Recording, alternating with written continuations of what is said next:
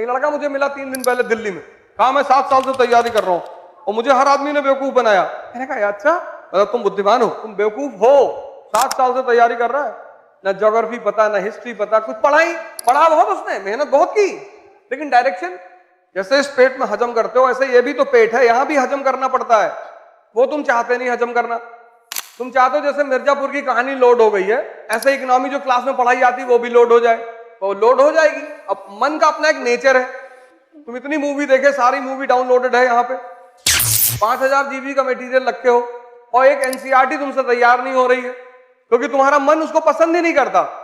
मन जिसको पसंद करता है ना वो खुद ब खुद सेव कर लेता है, वो ऑटोमेटिक सिस्टम है उसका, और जिसको पसंद नहीं करता उसको डिलीट मार देता है। अब तुम्हें मन को पसंद करवाना है तो इसको टॉर्चर करना पड़ेगा। तो मान लो क्लास में नेशनल इनकम पढ़ाया गया, घर जाओ और 10 बार लिखो, जो 3 घंटे क्लास में पढ़ाया जाए उसको घर जाओ 10 बार, 10। तुम बिना सोचे पढ़ सकते हो, तुम बिना सोचे लिख नहीं सकते। कॉपी किनारे रख दो और 10 बार लिखो, तो 3 दिन में तो तुम पागल हो जाओगे। तुम्हारा मन कहेगा कि बेवकूफ हो गए, क्या कर रहे हो, लिखने ना देगा भाई साहब तुमको। लेकिन पिछले 15 साल में जितने भी सिलेक्शन हुए, ये फॉर्मूला मैंने लगाया कि जाओ लिखो, तो 100 लड़कों को अगर मैंने कहा तो 5 ने फॉलो किया और 5 का सिलेक्शन हुआ। क्योंकि जब तुम 10 बार लिखोगे, दिन भर तुम्हें कोई टाइम ही नहीं मिलेगा किसी से बात करने का। और अगर गुटखा खाने की आदत पड़ सकती है तो लिखने की आदत नहीं पड़ सकती। तुम्हें अपने मन की सेव पावर को इंक्रीज करना है, वो लिखने से होगी। जितना लिखोगे, जितना, बोलो मत किसी से, कमरे में बैठ जाओ, जो पढ़ाया गया उसको लिखो 10-10 बार, 15-15 बार, आग लगा दो लिखते लिखते, पूरा कमरा भर गया, और महीने भर बाद तुम्हारा दिमाग कहीं और काम ही नहीं करेगा। इसको ट्रेन करना पड़ता है, उसी को साधना कहते हैं। कोई धूप में खड़ा होकर साधना कर रहा है, इसीलिए कर रहा है कि जितना दर्द मिलेगा उतनी अटेंटिव पावर बढ़ेगी। तुम बहुत सारे योगियों को देखोगे, धूप में बैठे हुए हैं, धूप में बैठे हैं, मई की धूप में, जून के धूप में बैठे, पागल हैं। अब मन से कह रहे हैं अब भागो, मन को जहां आराम मिलता है वहां ये भागता है। एसी में लेटे हुए, 4 किलो चावल, 2.5 किलो सब्जी दबा गए, अब इतना सुकून मन को मिल गया, अब वो भाग रहा है।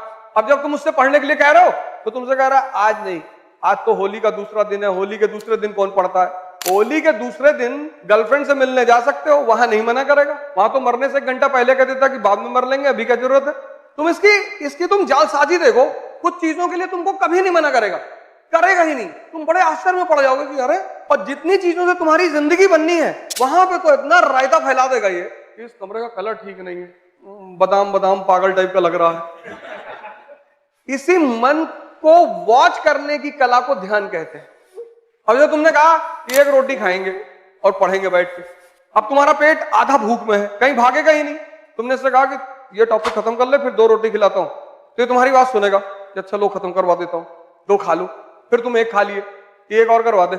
शाम को 4 रोटी, अंडा करी, कलेजी और 1 बियर, पता लगा पूरा टॉपिक तुम्हारा उसने खत्म करा दिया 20 मिनट में। अब मंगाओ, तुमने कहा आज नहीं, आज गर्मी बहुत है, कल 4 बॉटल और दिन भर सिर्फ खाना खाना है।